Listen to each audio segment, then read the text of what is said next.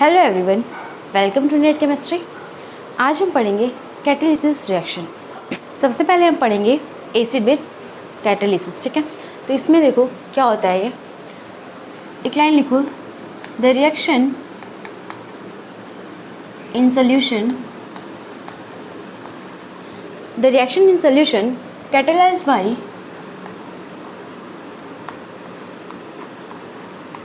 Bye acid और base और both, मतलब एसिड से भी कैटालाइज हो सकता है, बेस से भी, या फिर दोनों से ही। ठीक है, ऐसे रिएक्शंस को हम कहते हैं एसिड बेस कैटालाइज्ड रिएक्शन। ठीक है, both are called acid base catalysed reaction. ठीक है, कोई रिएक्शन जो सोल्यूशन में हो रहा है और उसको कैटालाइज किया जा रहा है किसी एसिड से या फिर किसी बेस से। ठीक है, तो ऐसे रिएक्शन को हम कहते हैं acid base catalysed reaction. Kinetics of acid base catalysed reaction.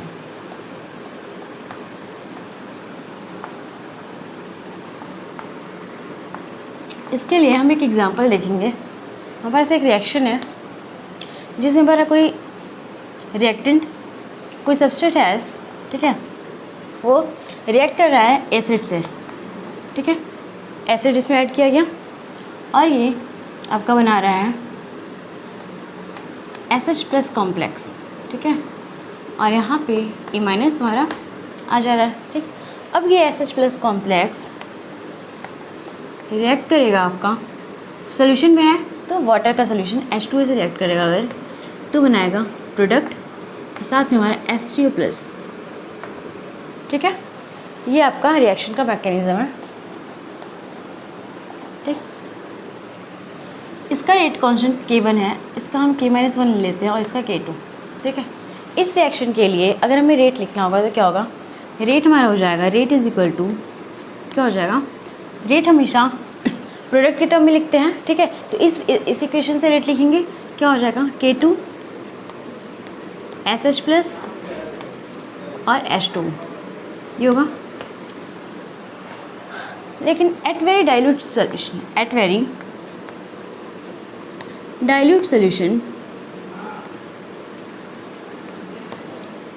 बहुत ही डाइल्यूट सोल्यूशन पे है, ठीक है, डाइल्यूट कंसंट्रेशन पे अगर हमारा रिएक्शन हो रहा है, उस टाइम जो H2 होगा वो बहुत ज़्यादा होगा। ठीक है, H2 क्या हो जाएगा, इक्वल हो जाएगा कांस्टेंट हो जाएगा। ठीक है, क्योंकि H2O जो है वो डाइल्यूट सोल्यूशन में क्या होगा, बहुत ही ज़्यादा होगा। ठीक है, पानी ज़्यादा होगा, डाइल्यूट सोल्यूशन होगा तो, और H2O क्या हो जाएगा, कांस्टेंट हो जाएगा। ठीक है, तो क्या करेंगे, इसको कांस्टेंट नहीं लेंगे और ये टर्म यहाँ से हमारा निगलेक्ट हो जाएगा, तो रेट इक्वल आ जाएगा आपका K2 और SH प्लस के। ठीक है, ये आपका रेट आ गया फॉर दिस रिएक्शन। लेकिन इसको इक्वेशन फर्स्ट दे दें। ठीक है, लेकिन देखो यहाँ पे SH प्लस है जो इस रिएक्शन का, इस मैकेनिज्म का एक इंटरमीडिएट स्पीसीज़ है। ठीक है, एक इंटरमीडिएट स्पीसीज़ है। तो इंटरमीडिएट स्पीसीज़ अगर रेट भी रहता है तो इसको हम रिमूव करते हैं। रिमूव करने के लिए हम लोग क्या करेंगे, यहाँ पे SS से अप्लाई करेंगे, स्टेडी स्टेट अप्रॉक्सीमेशन। ठीक है, अप्लाई SS से ऑन SH प्लस, एक इंटरमीडिएट है इस पर। ठीक है, क्या हो जाता है, rate of formation of intermediate equal होता है rate of deformation of intermediate के। ठीक है, इंटरमीडिएट आपका यहाँ पे क्या है, SH प्लस। ठीक है, तो SH प्लस का रेट ऑफ फॉर्मेशन इक्वल हम रेट ऑफ इंटरमीडिएट डिफॉर्मेशन के दिखाएंगे, तो क्या आ जाएगा, देखो यहाँ से अगर हम लिखें, चलो जल्दी करते हैं, क्या होगा, रेट ऑफ फॉर्मेशन क्या है, SH प्लस फॉर्म हो रहा है फर्स्ट स्टेप में, K1 वाले में क्या हो रहा है, K1 concentration of S, concentration of AH acid का कंसंट्रेशन, सब्सट्रेट का कंसंट्रेशन और एसिड का कंसंट्रेशन, ठीक है, ये इक्वल होगा। ये आपका रेट ऑफ फॉर्मेशन हो गया। अब डिफॉर्म कौन कौन से स्टेप में हो रहा है, देखो यहाँ से एस प्लस जो है वो डिफॉर्म हो रहा है K-1 में, और यहाँ पे भी डिफॉर्म हो रहा है K2 में। तो क्या लिखेंगे हम लोग, K-1 SH प्लस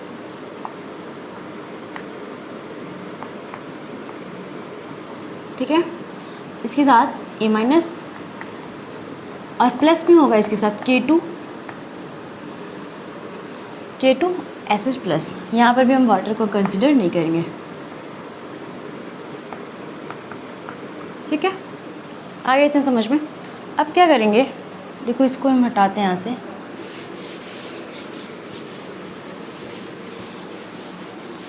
इसके आगे इधर लिखना है, ठीक है। देखो क्या होगा यहाँ पे, K1S, यहाँ से हम SH की वैल्यू अगर निकालें तो क्या आ जाएगा, देखो K1S AH इक्वल हो जाएगा आपका K-1 E- प्लस में K2, ठीक है, और यहाँ पे SH प्लस, ठीक है। अब SH प्लस की वैल्यू हो जाएगी आपकी K1 concentration of S, concentration of acid divide by K-1 A- plus K2। ये हो गया SH की वैल्यू। इसे हम रेट में पुट कर देंगे। हमारा रेट क्या था, रेट यही था, रेट देखो ये था, रेट इज इक्वल टू क्या था, K2 SH, यही था रेट, ठीक है।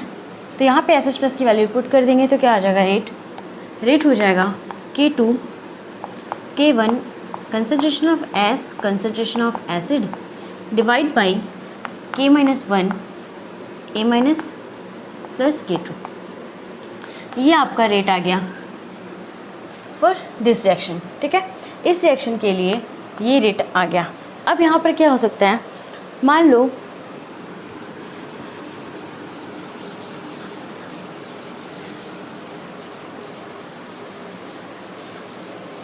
ये रेट आया ना, ठीक है, ये आपका रेट आया। यहाँ पर अगर देखो केस 1 में क्या होगा, केस 1 क्या हो सकता है, जब हमारा K-1 ज़्यादा होगा K2 से तो क्या होगा, K-1 अगर ज़्यादा है K2 से तो K2 को हम निगलेक्ट कर देंगे, K2 बहुत कम है तो क्या हो जाएगा, यहाँ से रेट आ जाएगा आपका K2 K1 S AH divide by K-1 A concentration of A-, ठीक है। अब देखो यहाँ से एक टर्म जो AH है, एसिड है, वो एक इक्विलिब्रियम में होता है इसके साथ। AH जो होता है वो A- प्लस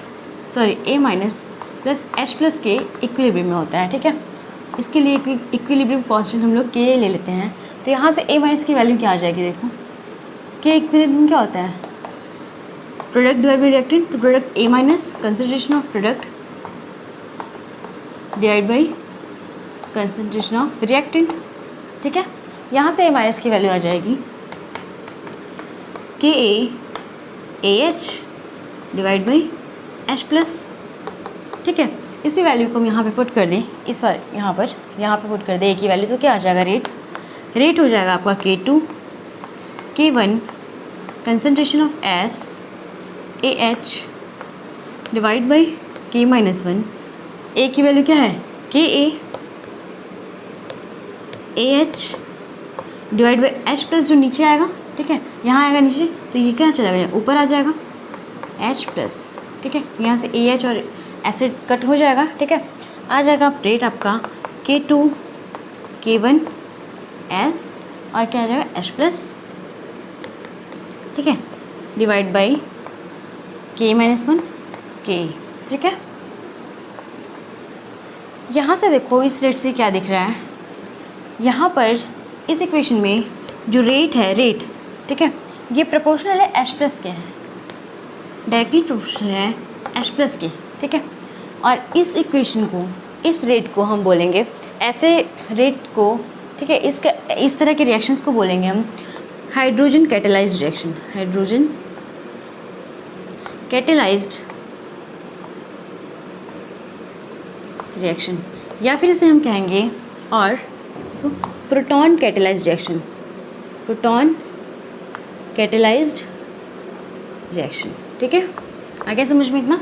यहाँ पर जो प्रोटॉन है, प्रोटॉन के प्रोपोर्शनल हमारा रेट, तो इसे क्या कहेंगे, ऐसे रिएक्शंस को कहेंगे हम हाइड्रोजन कैटेलाइज्ड रिएक्शन या फिर प्रोटॉन कैटेलाइज्ड रिएक्शन। ठीक है, अब हमारा जो सेकंड केस है देखो वो क्या है। सेकंड केस में, केस 2 क्या होगा, जब हमारा ये मेरा रेट था ना, ये यहाँ पर K2 ज़्यादा हो जाएगा इस बार K1 से, K2 is more than K-1 से। ठीक है, ग्रेटर देन K-1। इस केस में रेट आपका देखो क्या आ जाएगा, K2 K1 concentration of S concentration of AH divide by K2, यही होगा। K2 से K2 कैंसिल हो जाएगा और रेट आ जाएगा आपका K1 कंसनट्रेशन ऑफ S और कंसनट्रेशन ऑफ AH। ठीक है, ये आ जाएगा रेट। ये देखो यहाँ पर क्या है, इस रेट में जो रेट है आपका वो प्रोपोर्शनल है AH के। ठीक है, एक एसिड के प्रोपोर्शनल है। ठीक, एसिड की प्रोपोर्शनल है, तो इसलिए इस टाइप के रिएक्शन को, इस टाइप के रिएक्शन की रेट को, इसको बोलेंगे हम एसिड कैटेलाइज्ड रिएक्शन। ठीक है, इसे बोलेंगे हम जब हमारा जो रेट है वो प्रोपोर्शनल होगा किसके, एसिड के, तो एसिड कैटेलाइज्ड रिएक्शन बोलेंगे। और जब रेट हमारा प्रोपोर्शनल होगा H+ आयन के, तो इसे बोलेंगे प्रोटॉन कैटेलाइज्ड रिएक्शन या फिर हाइड्रोजन कैटेलाइज्ड रिएक्शन। ठीक है, ये है आपका एसिड बेस रिएक्शन। अब हम देखेंगे एंजाइम कैटालिसिस क्या होता है। ठीक है, एंजाइम कैटालिसिस सेकेंड जो हम पढ़ेंगे वो क्या है, enzyme catalysis.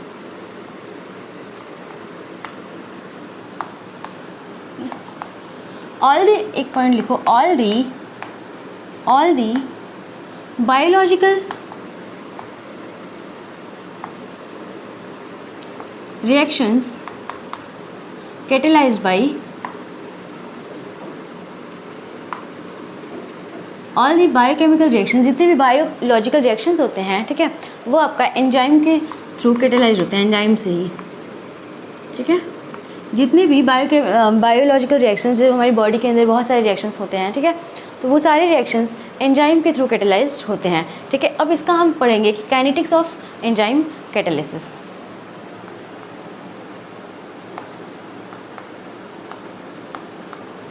Kinetics of enzyme catalysis.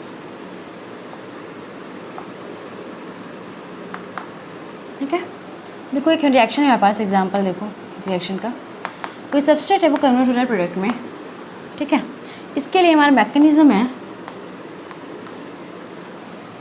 Substrate आपका रिएक्ट करता है एंजाइम से, ठीक है, और बना लेता है enzyme substrate complex, enzyme substrate complex. फिर ये एंजाइम सबस्ट्रेट कॉम्प्लेक्स आपका कन्वर्ट हो जाता है प्रोडक्ट में, और हमारा एंजाइम को क्या करता है, एंजाइम रीजनरेट हो जाता है वापस से। ठीक है, एंजाइम यहाँ पर बायोलॉजिकल रिएक्शंस में जो एंजाइम है वो एक कैटलिस्ट का काम करता है। ठीक है,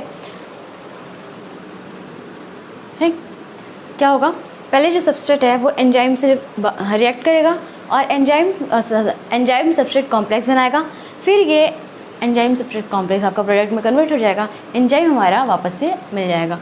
इसे हम K1 ले लें रेट कॉन्स्टेंट, इसका K-1 ले लें और इसका K2 रेट कॉन्स्टेंट ले लें। ठीक है, यहाँ पे लिख लो जो S है, यहाँ पे S इसको कहते हैं सबस्ट्रेट। ठीक है, E है यहाँ पे जो, ये आपका है एंजाइम, और ES है आपका एंजाइम सबस्ट्रेट कॉम्प्लेक्स।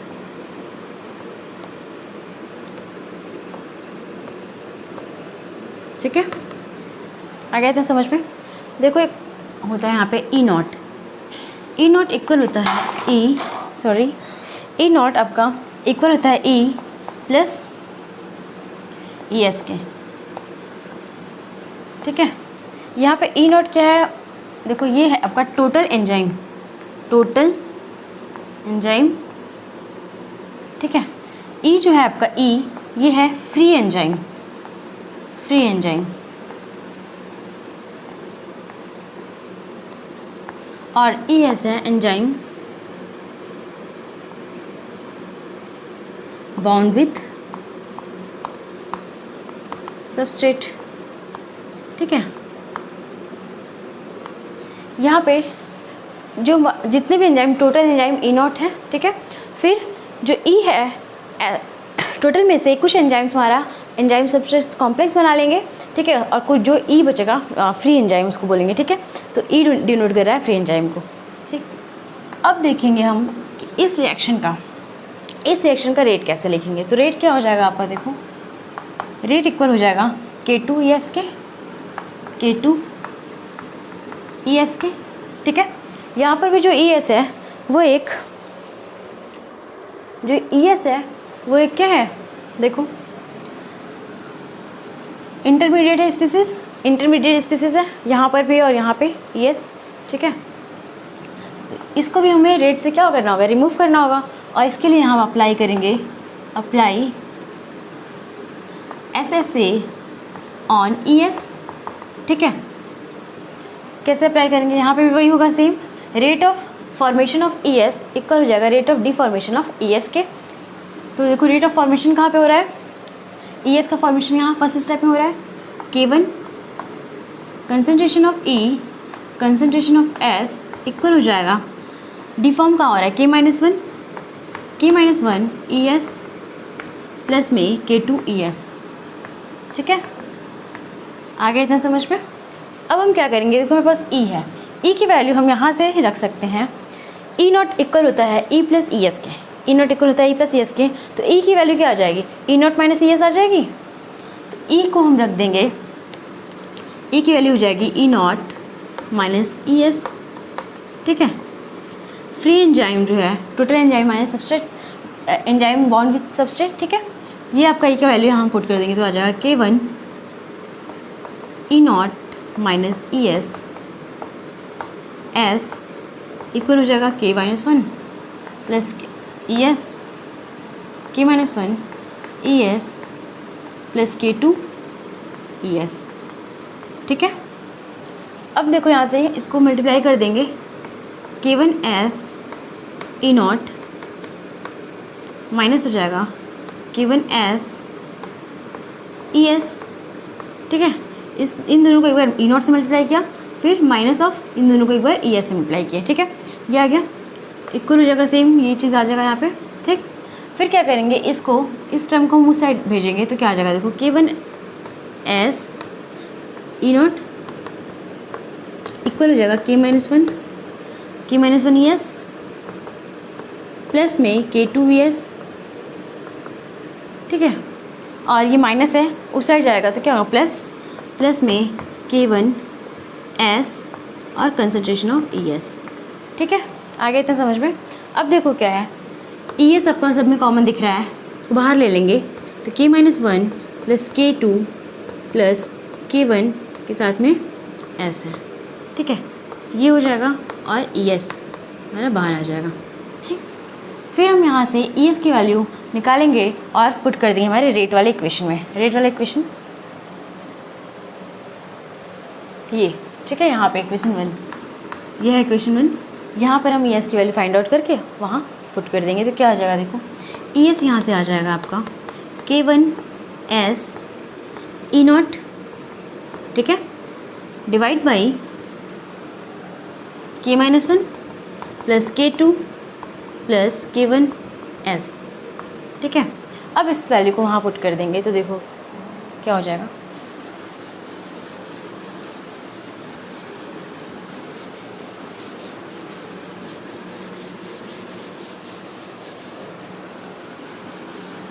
रेट आ जाएगा हमारा, रेट हो जाएगा equal to K1 concentration of S concentration of E0 divide by K-1 plus K2 plus K1 concentration of S। ठीक है, ये आ गया रेट। अब इस इक्वेशन में ये जो हमारा रेट आया इसमें हम डिवाइड कर देंगे, dividing the numerator numerator and denominator by K1। Numerator को और डिनोमिनेटर को हम लोग K1 से डिवाइड करेंगे। देखो इसको भी डिवाइड कर देंगे K1 से और इसको भी डिवाइड कर देंगे K1 से, तो क्या हो जाएगा K1 से K1 ऊपर वाला ये K1 से K1 कैंसिल हो जाएगा। ठीक है, क्या हो जाएगा अब यहाँ से R आ जाएगा K2 concentration of S E0 divide by K-1 plus K2 divide by K1 plus में S। ठीक है, ये आ जाएगा इसको सॉल्व करने पे। ठीक, ये आपका रेट है। अब ये जो रेट कांस्टेंट है सर, इनको हम ले लेते हैं Km। इनको क्या लेंगे Km, और इस Km को बोलेंगे माइकलिस कांस्टेंट। क्या बोलेंगे माइकलिस कांस्टेंट। ठीक है, और ये इक्वेशन में बन जाएगा R is equal to K2 S E0 divide by Km plus S। ठीक है, और इस इक्वेशन को हम कहते हैं, ये जो हमारा इक्वेशन बन के आया, स्टार मार्क लगा लो इस पर, ये है आपका Michaelis Menten equation. Michaelis Menten equation. ठीक है, ठीक, ये आपका इम्पॉर्टेंट रिलेशन है माइकलिस मेंटेन इक्वेशन। ठीक है, अब हम देखेंगे जो एंजाइम है,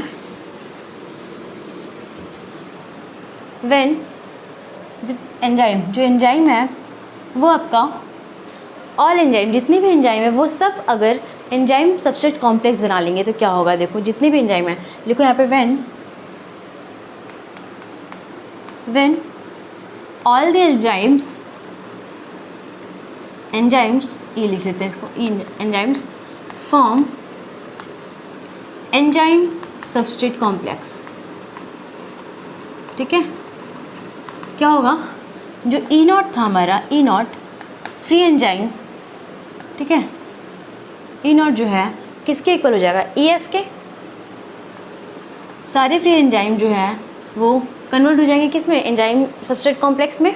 ठीक है, तो यहाँ से जो रेट आया था हमारा, रेट क्या था, देखो रेट हमारा था K2 ES के था इक्वल, ये था रेट K2 ES। ठीक है, यहाँ से हम क्या लिख सकते हैं रेट को, रेट इक्वल हो जाएगा आपका K2 E0 के।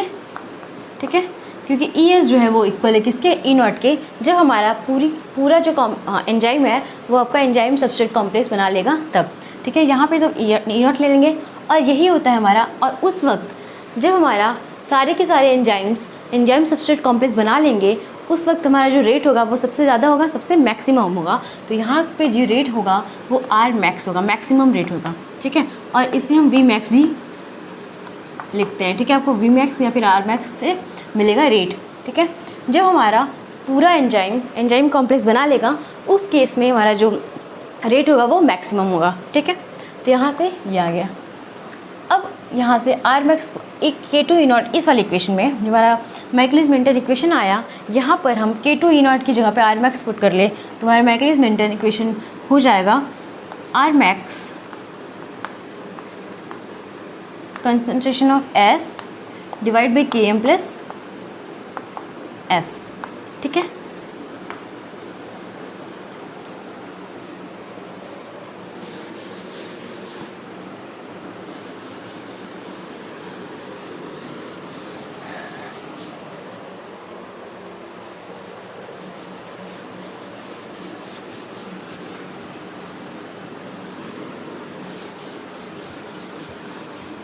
यहाँ से देखो क्या हो सकता है। केस 1 लिखो, केस वन क्या होगा, जब हमारा Km जो है Km वो ज़्यादा होगा किससे, S से, तो क्या होगा, रेट क्या हो जाएगा, रेट इक्वल्स टू हो जाएगा आपका R max concentration of S divide by Km। ठीक है, यही होगा। ये आपका होगा कौन सा ऑर्डर रिएक्शन का, ये है आपका फर्स्ट ऑर्डर रिएक्शन, क्योंकि S का पावर में 1 है। ठीक है, ये है आपका फर्स्ट ऑर्डर रिएक्शन। ठीक है, अब केस 2 क्या हो जाएगा, जब आपका S जो है, S कंसनट्रेशन ऑफ S ये ज़्यादा हो जाएगा Km से, तो क्या हो जाएगा rate will be R max concentration of S divide by S, और यहाँ से S कैंसिल हो जाएगा, R इक्वल हो जाएगा R max के, ठीक है। जब आपका S का कंसनट्रेशन S जो है वो ज़्यादा होगा Km से, उस केस में R जो इक्वल हो जाएगा रेट हमारा रेट मैक्स के इक्वल हो जाएगा, और ये हो जाएगा आपका कांस्टेंट, और ये कब होता है हमारा ज़ीरो ऑर्डर रिएक्शन, ठीक है। एक केस थर्ड है, आप देखो केस थर्ड, जब आपका Km इक्वल हो जाएगा S के, ठीक है। When Km equals to S, तब क्या होगा देखो रिएक्शन यहाँ पे R is equal to rate क्या हो जाएगा, R is equal to R max S, Km की जगह पे S ले लें हम लोग, S प्लस S, ठीक है। ये क्या बन जाएगा 2S, यहाँ से S कैंसिल आउट हो जाएगा, और हमारे पास आ जाएगा rate will be 1/2 R max. मतलब कि जब हमारा S जो है सबस्ट्रेट का कंसंट्रेशन वो Km के इक्वल हो जाएगा, उस केस में जो हमारा रेट आएगा वो हाफ होगा R मैक्स के, ठीक है। रेट मैक्सिमम रेट के का आधा होगा, ठीक है। आगे इतना समझ में। इसका अब हम ग्राफ प्लॉट करेंगे। हमारे पास ग्राफ होगा मैकलिस मेंटन ग्राफ, ठीक है। देख लो ग्राफ का क्या होगा यहाँ पे, रेट वर्सेस कंसंट्रेशन का ग्राफ है, rate versus concentration of substrate का ग्राफ। और ये ग्राफ जो आएगा वो कुछ इस टाइप का ग्राफ बनेगा। देखो ये ग्राफ आपका बनेगा कुछ इस टाइप का, ठीक है। ठीक है, देखो क्या है यहाँ पे, मान लेते हैं कि ये कोई पॉइंट है, यहाँ पर होगा आपका, यहाँ पे Km जो है वो इक्वल हो जाएगा S के, ठीक है। और ये जो रेट होगा वो होगा, रेट इक्वल होगा 1/2 R मैक्स के, यानी R मैक्स का हाफ होगा, ठीक है। R मैक्स कहाँ होगा, ये होगा रेट, मैक्सिमम रेट हो जाएगा, ये मैक्सिमम रेट, और ये हो जाएगा R is equal to R max equal to constant है ग्राफ, ठीक है। ये होगा, यहाँ पे हो जाएगा ज़ीरो ऑर्डर रिएक्शन, ठीक है। आगे समझ में। यहाँ पे क्या होगा देखो, इस केस में यहाँ पे आपका रेट हुआ है, रेट इक्वल होगा K2S, सॉरी रेट आपका हो जाएगा R max S divide by Km के, ठीक है। ये आपका होगा फॉर फर्स्ट ऑर्डर रिएक्शन। यहाँ पर फर्स्ट ऑर्डर रिएक्शन के लिए आपका ये ग्राफ हो जाएगा, ठीक है। तो क्या समझ में आ रहा है, यहाँ पे पहले हमारा जो ग्राफ है वो फर्स्ट ऑर्डर है, फिर बाद में वो क्या हो जा रहा है, जैसे जैसे कंसंट्रेशन इंक्रीज़ करते जा रहे हैं ग्राफ हमारा ज़ीरो ऑर्डर तक पहुँच जा रहा है। तो ऐसा कैसे हो रहा है, क्यों हो रहा है, तो देखो जब हमारा एंजाइम जो होता है उसका जो एंजाइम के पास मोर देन 1 वैकेंट साइट्स होते हैं, ठीक है। एंजाइम के पास कई सारे एक्टिव साइट्स होते हैं, ठीक है, जिसमें सबस्ट्रेट जाके बाउंड करता है, ठीक है। जब हमारा सबस्ट्रेट का कंसंट्रेशन कम होता है तो एंजाइम सबस्ट्रेट कॉम्प्लेक्स बनता है, लेकिन उस वक्त बहुत सारे जो अनऑक्यूपाइड स्पेस रह जाते हैं एंजाइम के पास, उस वक्त में हमारा जो ऑर्डर होता है वो फर्स्ट ऑर्डर रेट होता है, ठीक है।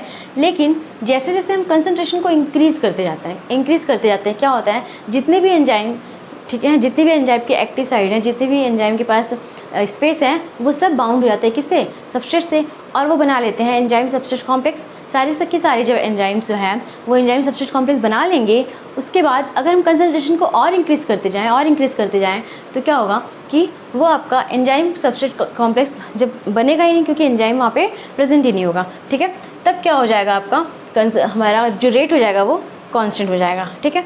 तो इसलिए जो हमारा ग्राफ आता है वो पहले फर्स्ट ऑर्डर रहता है, फिर हमारा जैसे जैसे कंसंट्रेशन इंक्रीज होता है ग्राफ हमारा 0 ऑर्डर तक पहुँच जाता है। ठीक है, ये आया है आपका मैकलेलन-मेल्टन प्लॉट। ठीक है, अब यहाँ से देखो क्या आता है आपका, इस ग्राफ से हमें आर मैक्स की वैल्यू निकालना थोड़ा कठिन होता है। ठीक है, तो इस आर मैक्स की वैल्यू को निकालने के लिए हम दो तरह के से मेथड को देखते हैं। ठीक है, तो फर्स्ट मेथड पढ़ते हैं यहाँ पे।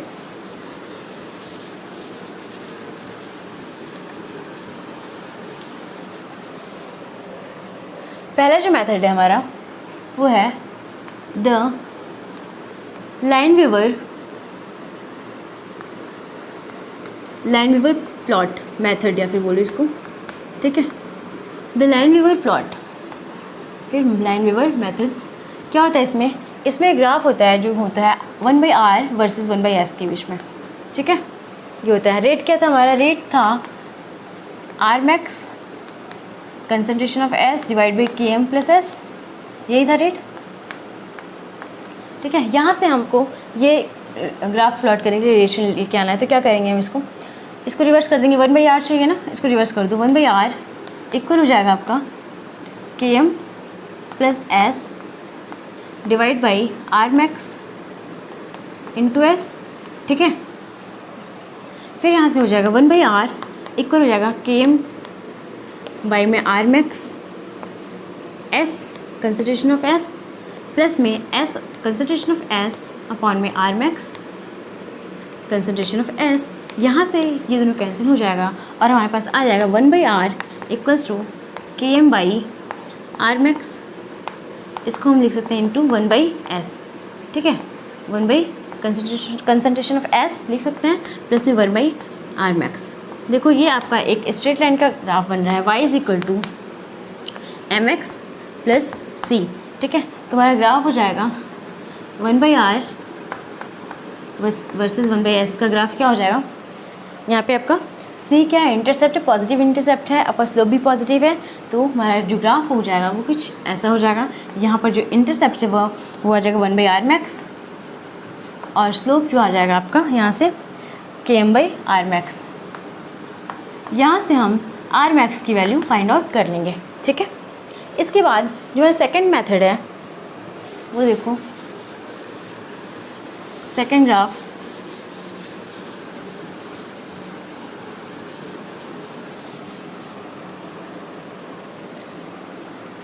सेकेंड जो मेथड है हमारा द इडाई-हॉफेस्टी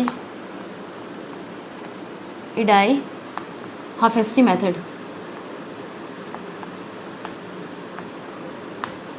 इडाई-हॉफेस्टी मेथड में क्या होता है, हम ग्राफ प्लॉट करते हैं r/s वर्सेस r में। ठीक है, ये हमारा ग्राफ प्लॉट यहाँ पे होता है। देखो रेट क्या था, इसमें भी वही देखेंगे, रेट होता है equal rate R max concentration of S divide by क्या हो जाएगा K M concentration of S plus S. ठीक है, ये था। अब हमें लाना है r/s से रिलेशन r का। ठीक है, ये लेके आना है, तो कैसे क्या करेंगे, देखो इसको यहाँ से जो s है ना इसको इधर ले आए तो क्या हो जाएगा r/s। ठीक है, ये होगा, यहाँ पे बचेगा आर मैक्स डिवाइड बाई के एम प्लस एस के। ठीक है, यहाँ से ये फिर इधर हम भेज दें तो क्या हो जाएगा हमारे पास r अपॉन में s मल्टीप्लाई हो जाएगा इससे के एम प्लस एस इक्वल हो जाएगा ये किसके, आर मैक्स की। ठीक है, अब इसको जब के एम को एक बार इससे मल्टीप्लाई कर दें, ठीक है, एक बार इसको इससे कर दें मल्टीप्लाई, और एक बार इसको इससे, क्या हो जाएगा r/s इंटू के M plus r/s into S. ठीक है, एस से एस कैंसिल हो जाएगा, ये इक्वल है आर मैक्स की, एस से एस कैंसिल हो जाएगा तो क्या आ जाएगा r/s K M plus R equal R max. ठीक है, यहाँ से देखो आर में आर को हम उधर ले जाएंगे, प्लस में है माइनस में हो जाएगा, यहाँ से हटाओ इसको, ये हो जाएगा माइनस आर। ठीक है, और के एम यहाँ पे मल्टीप्लाई में है ना, इस के एम को इस इक्वल के उस साइड ले जाएंगे तो क्या हो जाएगा, इन दोनों से डिवाइड में आ जाएगा के एम। ठीक है, तो देखो क्या आ जाएगा, यहाँ से r/s जो है वो इक्वल आ जाएगा आर मैक्स बाई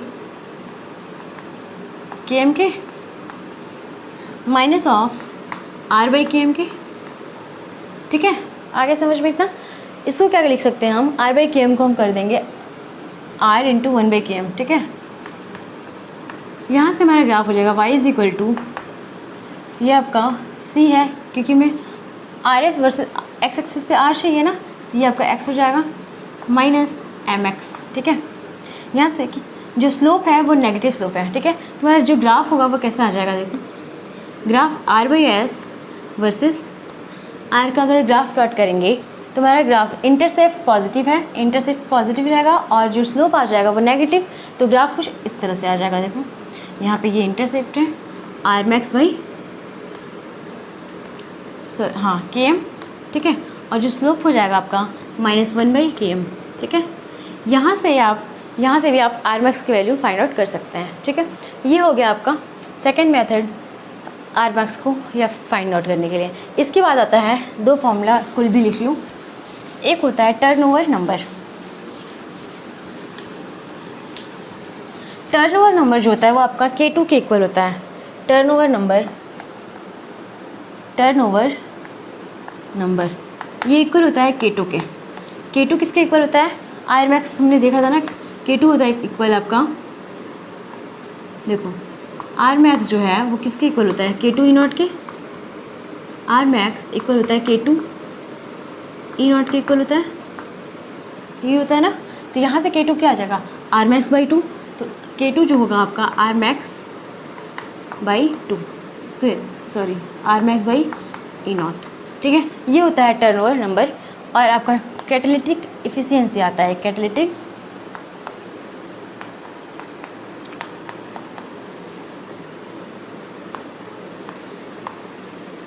इफिशियंसी जो है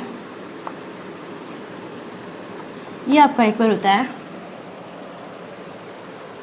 कैटालिटिक इफिशियंसी K2 बाई, ये होता है आपका K2/km के इक्वल, ठीक है। ये आपका होता है कैटालिटिक इफिशियंसी।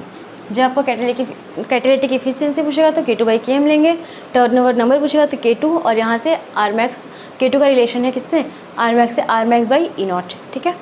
ये हो गया आपका कैटालिसिस, ठीक है। इतना ख़त्म हो गया, ठीक है। इस वीडियो में इतना ही। Thank you for watching.